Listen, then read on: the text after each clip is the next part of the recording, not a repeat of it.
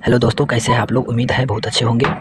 तो आप सबको जो सेटअप एग्ज़ाम हुआ क्लास 10th का 2025 में 25 के लिए 24 में हुआ सॉरी।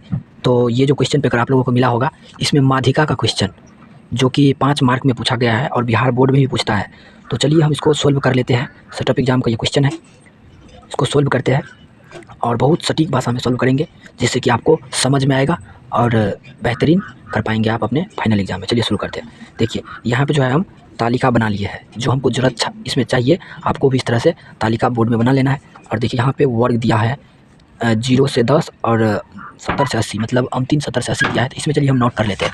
तो 0 से 10 हम पहले से लिख लिए है, 10 से 20 लिखे हैं, 20 से 30 लिखेंगे, 30 से फिर 40 लिखना है, 40 से फिर 50 लिखना है और 50 से 60 लिखना है, 60 से 70 और 70 से 80। इस प्रकार जो है आपको भी बोर्ड एग्ज़ाम में लिखना है, तभी आपको अच्छा अंक मिलेगा।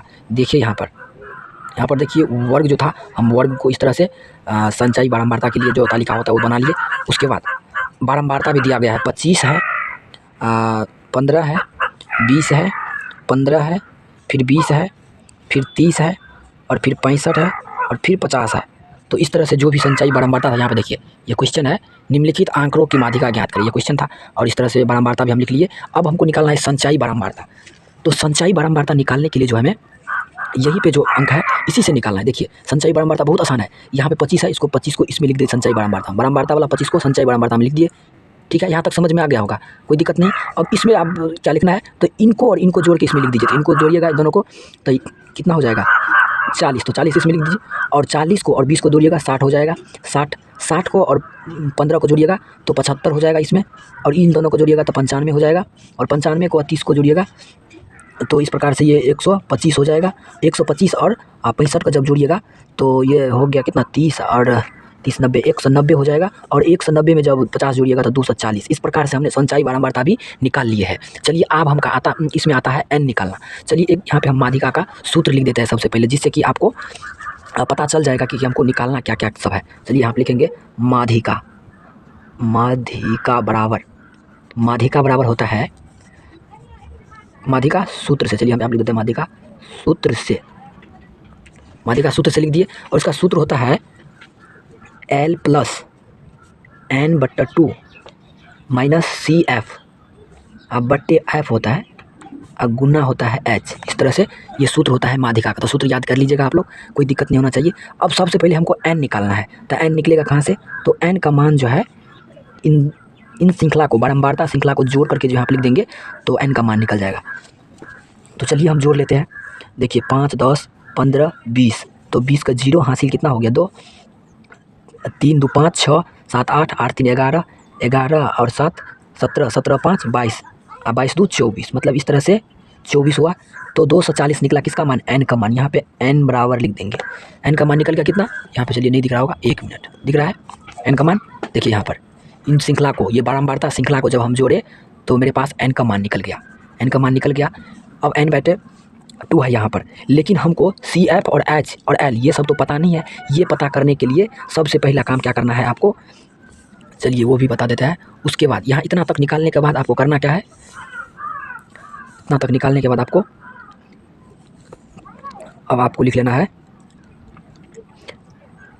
n/2 बराबर कर लेना है, चूँकि n/2 बराबर, तो n का मान कितना है 240, अब बट्टे में 2 और इसे काटेंगे तो कितना होगा 120। देखिए 120 आ गया। तो 120 जो है ये हम इस L को और CF और H लोअर लिमिट और CF जो संचयी बारंबारता होता है, H होता है जो इसके डिफरेंस को बताता है। तो ये हमको पता चलेगा तभी जब इसको हमको पहले संचयी बारंबारता पता चले। तो चलिए हम उसमें ढूंढ लेते हैं संचयी बारंबारता पता कैसे करना है। इतना कर लीजिएगा, n में भागा दिया 120 आ गया।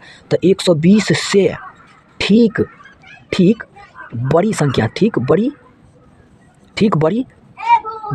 संचयी बारंबारता, ठीक बड़ी संचयी बारंबारता, ठीक संचयी बारंबारता लिख लेना है। तो इससे ठीक बड़ी संचयी बारंबारता क्या है देख लीजिए। इसमें देखिए, इसमें संचयी बारंबारता ये हुआ, और इससे ठीक बड़ी 120 से ठीक बड़ी 125 है, तो 125 यहाँ पे लिख लेना है। तो 125 आ गया, तो मतलब है इसी श्रृंखला से सब मान निकल जाएगा। इस श्रृंखला से इसका काम हो गया। अब इसी श्रृंखला से L निकल जाएगा। तो चलिए यहाँ लिख लेते हैं, यहाँ एल बराबर जो हो जाएगा ये हो जाएगा एल, क्योंकि ये किस श्रृंखला में है, 50 से 60 वाला श्रृंखला में है, तो 50 हो जाएगा एल का मान, ठीक है। उसके बाद ये जो है 30, ये 30 हो जाएगा एफ़ का मान, तो चलिए लिख लेते हैं एफ़ बराबर 30। और उसके बाद एच है, तो डिफरेंस कितना का है, 10 का डिफरेंस, तो एच का मान हो जाएगा 10। तो इस प्रकार से मेरे पास सब जो निकल गया। और सी एफ जो हो जाएगा 125 का ठीक ऊपर वाला, तो ठीक ऊपर में क्या है 95, तो ये सी एफ का जो हो जाएगा मान ये हो जाएगा 95। तो इस तरह से जो भी सूत्र में है वैल्यू वो हमको मिल गया।